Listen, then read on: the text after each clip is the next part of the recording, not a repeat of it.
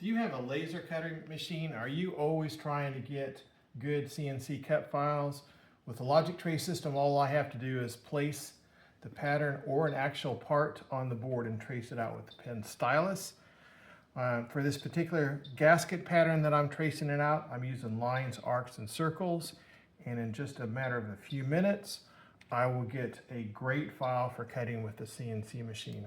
Now, why would I want to use logic tray system? Well, it is very fast and it is very accurate. When I get those files, I will save so much time. There's the outside.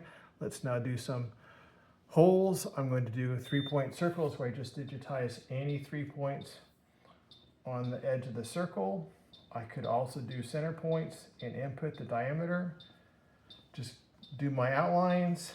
There it is. Let's save the file.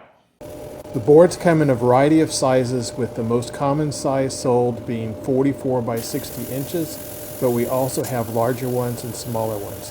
The boards are made in Phoenix, Arizona, and can be shipped anywhere in the world. Just think how much time and money you can save using the logic tray system.